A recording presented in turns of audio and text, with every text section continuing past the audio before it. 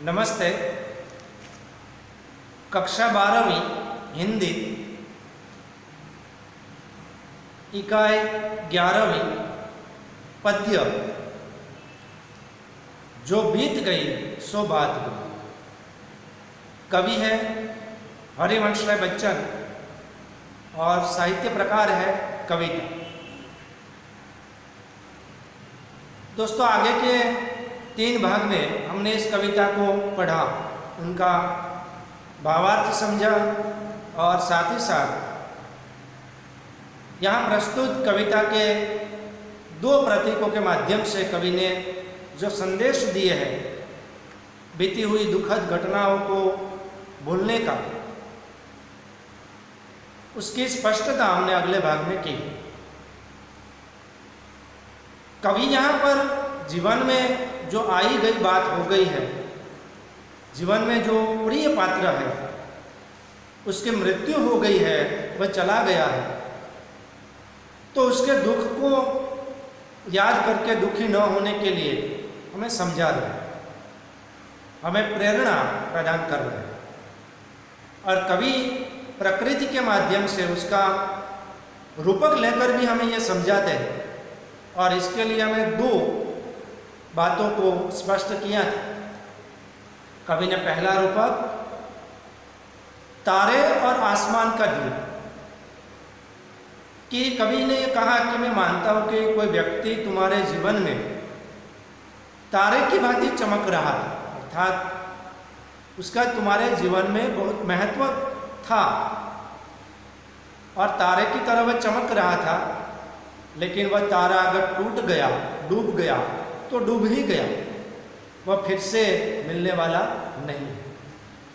कवि कहते हैं कि तुम जरा आसमान, आकाश के मुख को, उसके चेहरे को तो देखो, हर रोज कई सारे तारे उनके टूटकर गिरते हैं, पर कभी आसमान जो है वह उस पर शोक प्रकट करता नहीं है, दुख प्रकट करता नहीं, क्योंकि वह जानता है कि जो तारे उनसे टूटकर गिर गए हैं वह वापस उन्हें मिलने वाले नहीं।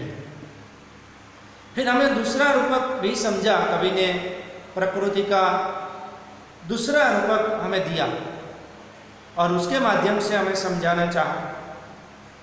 बगीचे और पुष्प के माध्यम से हमें इस बात को समझाया। कवि कहते हैं कि मैं मानता हूं कि कोई व्यक्ति कुसुम की तरह, पुष्प की तरह तुम्हें प्रिय था और तुम नित्य प्रतिदिन उस पर न्योछावर रहते थे, समर्पित रहते थे, इतना वह व्यक्ति तुम्हें प्रिय था। लेकिन तुम जरा मधुबन जो है, बगीचे है, उसके सीने को तो देखो, कितना मजबूत है उसका सीना, क्योंकि हर रोज कई सारे कलियां खिले बिना ही सूख जाती है और गिर जाती है, कई लताएं जो है वह मुरझा जाती है, लेकिन उन सूखी हुई कलियों पर और मुरझाई हुई लताओं पर कभी भी मधुबन जो है वह शोर मचाता नहीं है, चिल्लाता नहीं है, रोता नहीं है, क्योंकि वह जानता है जो कलियां और जो लताएं मुरझा गई है, जो कलियां सूख गई है, वो वापस उन्हें मिलने वाली नहीं है। इसलिए जीवन में जो बात आई गई हो गई है उसे भूल जाना ही बेहतर है। तो दोस्तों, 2 रूपक जो है कवि ने यहाँ पर प्रस्तुत किए, उनकी समझ हमने, उनका स्पष्टीकरण हमने किया था। अब तीसरा जो भाग है, प्रास के हिसाब से पंक्तियाँ लेते जाएंगे और उनके स्पष्टीकरण जो है वह करते जाएंगे, समझ प्राप्त करते जाएंगे। तो आप सभी पृष्ठ क्रमांक 59 पर तीसरा रूपक प्रतीक जो कवि ने समझाया है वहाँ से हम देखते हैं। तो आप सभी पाठ्य पुस्तक में ध्यान दीजिए। तीसरा भाग, जीवन में मधु का प्याला था, तुमने तन मन दे डाला था, वह टूट गया तो टूट गया, मदिरालय का आंगन देखो, कितने प्याले हिल जाते हैं, गिर मिट्टी में मिल जाते हैं, जो गिरते हैं कब उठते हैं, पर बोलो टूटे प्यालों पर, कब मदिरालय पछताता है, जो बीत गई सो बात। अब कवि ने यहाँ पर मदिरालय जो है उसके माध्यम से, मदिरालय का अर्थ होता है शराब खाना, जहाँ शराब बेची जाती है और पी जाती है, वह स्थान। तो कवि ने तीसरे बात हमें मदिरालय के माध्यम से समझाई। मैं आगे कह चुका कि हरिवंश राय बच्चन जी हालावादी कवि थे। हालावाद का अर्थ भी मैंने आपको समझाया कि कोई व्यक्ति मदिरा पीकर जैसे अपनी मस्ती में झूम रहा है, ये कवि उसी प्रकार अपने दुख को प्रकट करने के लिए अपनी मस्ती में लिखते थे, जिसका प्रभाव हालावाद के रूप में जन्मा। तो यहाँ मदिरालय के प्रतीक के माध्यम से हमें समझाया गया। क्या कहते हैं कवि कि जीवन में मधु का प्याला था, तुमने तन मन दे डाला था। मधु अर्थात शराब। जब कहते हैं कि तुम्हारे जीवन में कोई शराब का प्याला था, मधु का प्याला था जो तुम्हें प्रिय था, तुमने तन मन दे डाला था और तुमने उसे अपना तन और मन जो है वह समर्पित कर दिया था, न्योछावर कर दिया था। किसी व्यक्ति पर जब मोहित होते हैं तो हम अपना हृदय, अपना मन, सब कुछ उस पर न्योछावर कर देते हैं। जैसे शराब पीने वाला शराब के प्याले पर अपना, शराब पर अपना सब कुछ न्योछावर कर देता है, उसका ही रूपक है कि जीवन में मधु का प्याला था, तुम्हारे जीवन में कोई शराब का प्याला था, अर्थात कोई प्रिय था, तुमने तन मन दे डाला था और तुम उस पर अपने तन और मन से समर्पित थे, न्योछावर थे। वह टूट गया तो टूट गया मदिरालय का आंगन देव।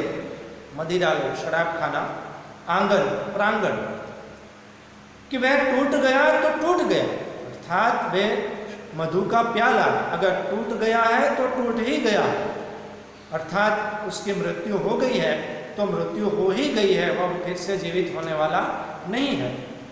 मदिरालय का आंगन देखो, तब कहते हैं कि तुम जरा शराब घर जो है मदिरालय है उसका आंगन, प्रांगण तो देखो, कितने प्याले हिल जाते हैं, गिर मिट्टी में मिल जाते हैं।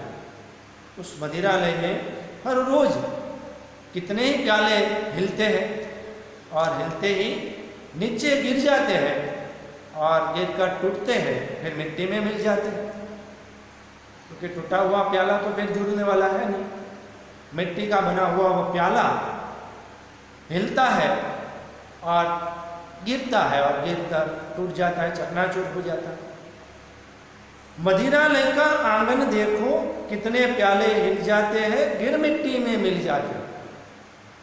कि तुम जरा शराब घर जो है मदिरालय है उसके आंगन को तो देखो, यहाँ पर हर रोज कितने प्याले हिलते हैं, हिलकर नीचे गिरते हैं और गिरकर टूटते हैं, मिट्टी में मिल जाते हैं। फिर कवि कहते हैं जो गिरते हैं कब उठते हैं, जो प्याले गिरे हैं, टूट गए हैं, क्या वे फिर से कभी जुड़ते हैं, उठ पाते हैं? नहीं उठ पाते। पर बोलो टूटे प्यालों पर, कब मदिरालय पछताता है, जो बीत गई सो बात। कभी कहते हैं कि पर बताओ, बोलो, क्या उस टूटे हुए प्यालों पर कभी भी मदिरालय पछतावा करता है, शोक दुख प्रकट करता है? नहीं करता, क्योंकि वह जानता है जो प्याले हिलकर गिरे हैं, टूट गए हैं, वे वापिस उन्हें मिलने वाले नहीं है। इसलिए जो बीत गई सो बात, जीवन में जो बात आई गई हो गई है उसे भूल जाना ही बेहतर है, क्योंकि वे वापिस फिर से संभव होने वाला नहीं है। इसलिए जीवन में प्रिय व्यक्ति जो प्याले की तरह प्रिय था शराब के, वह व्यक्ति अगर चला गया है, उसकी मृत्यु हो गई है, तो उस पर पछतावा करने का कोई अर्थ रहता नहीं। क्या कहते हैं कवि कि जो गिरते हैं कब उठते हैं, पर बोलो टूटे प्यालों पर, कब मदिरालय पछताता है, जो बीत गई सो बात।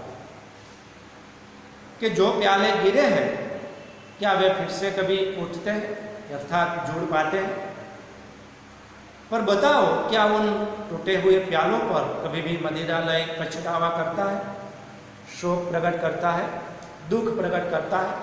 नहीं करता, क्योंकि वह जानता है कि जो प्याले टूटकर गिर गए हैं वो वापस फिर से मिलने वाले नहीं है, जुड़ने वाले नहीं है। इसलिए जीवन में भी जो मधु का प्याला रूपी प्रिय व्यक्ति है, उसकी मृत्यु हो गई है तो हो गई है, वह वापस हमें मिलने वाला नहीं है। उस पर पछतावा करने का कोई अर्थ रहता नहीं।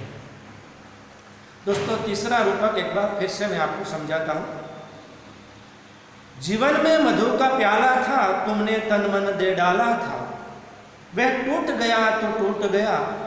मदिरालय का आंगन देखो, कितने प्याले हिल जाते हैं, गिर मिट्टी में मिल जाते हैं।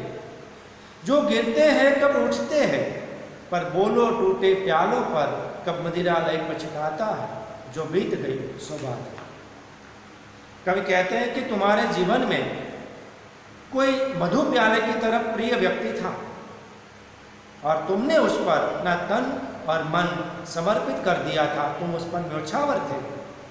लेकिन वह प्याला अगर टूट गया है तो टूट ही गया है, अर्थात उस प्रिय व्यक्ति की मृत्यु हो गई है तो हो ही गई है। मदिरालय का अर्थात शराब खाने का जरा आंगन जो है उसे तो देखो, यहाँ रोज कई सारे प्याले हिलते हैं और हिलकर गिर जाते हैं, फिर गिरकर टूटते हैं और मिट्टी में मिल जाते हैं। जो प्याले टूटे हैं, गिर कर टूटे हैं, क्या वे फिर से कभी उठते हैं अर्थात जुड़ पाते हैं? और बताओ, बोलो, क्या उन टूटे हुए प्यालों पर कभी भी मदिरालय पछतावा करता है, रोता है, चिल्लाता है? नहीं चिल्लाता, क्योंकि वह जानता है जो प्याले हिलकर गिरे हैं, टूटे हैं, वे वापस जुड़ने वाले नहीं है, अर्थात उसे मिलने वाले नहीं है। इसलिए जो बीत गई सो बात। तो तीसरा जो रूपक है वह मदिरालय का यहाँ पर प्रस्तुत किया है। मदिरालय के इस रूपक के माध्यम से कभी समझाना चाहते हैं कि जीवन में जो बात आई गई है उसे भूल जाइए और आगे की सुधि लें, वर्तमान जो है उसे न बिगाड़ें। अब चौथा रूपक इस कविता में अंतिम जो मधुघट अर्थात शराब रखने का जो घड़ा है उसके माध्यम से कवि ने समझाया। तो चौथा जो रूपक है उनको समझ लेते हैं। मृदी मिट्टी के हैं बने हुए, मधुघट फूटा ही करते हैं। लघु जीवन लेकर आए हैं, प्याले टूटा ही करते हैं। फिर भी मदिरालय के अंदर मधु के घट है, मधु प्याले हैं। जो मादकता के मारे हैं वे मधु लुटा ही करते हैं। वह कच्चा पीने वाला है जिसकी ममता घट प्यालों पर। जो सच्चे मधु से जला हुआ कब रोता है, चिल्लाता है।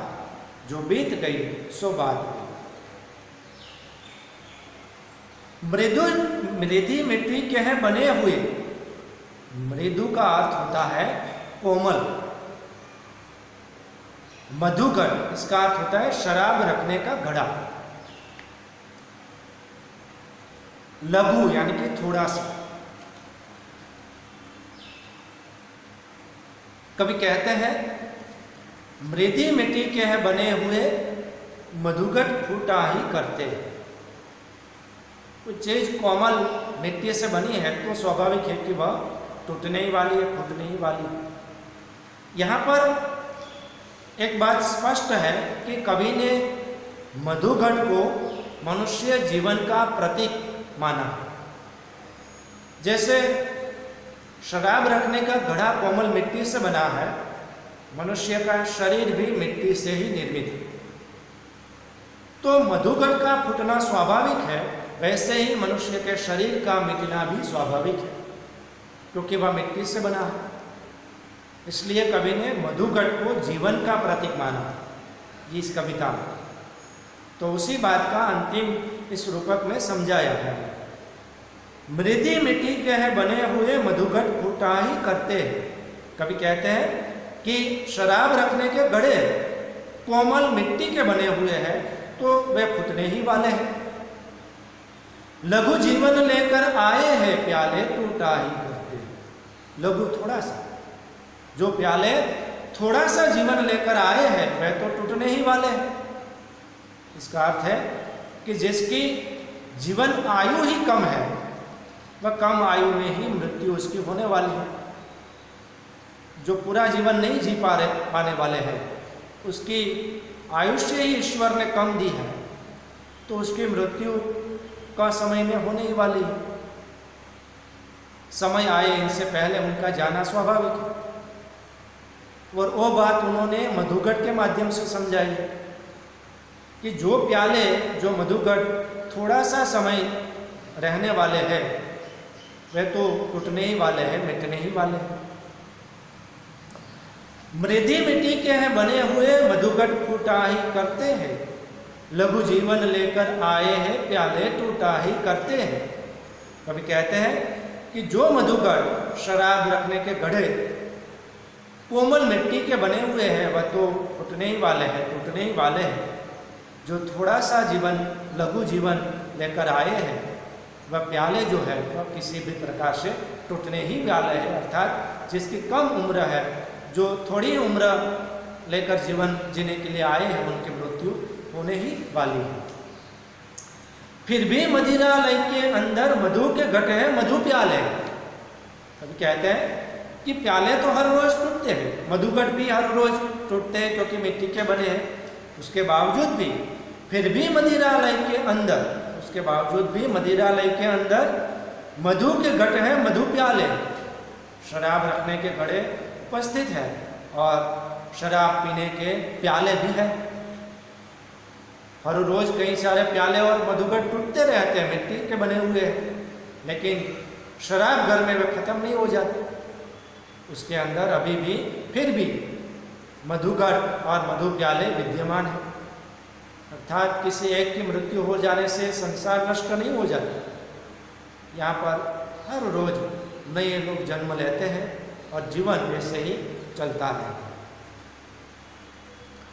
जो मादकता के मारे हैं वे मधु लुटा ही करते हैं। मादकता का अर्थ होता है मतवालापन, मस्ती। जो व्यक्ति शराब पीने का आदी है और उसकी मस्ती में झूमना चाहता है उनको मधुघट के टूटने से या मधु प्यालों के टूटने से कोई लेना देना नहीं। मादकता का अर्थ होता है मस्ती, मतवालापन, अपनी ही लय में झूमना।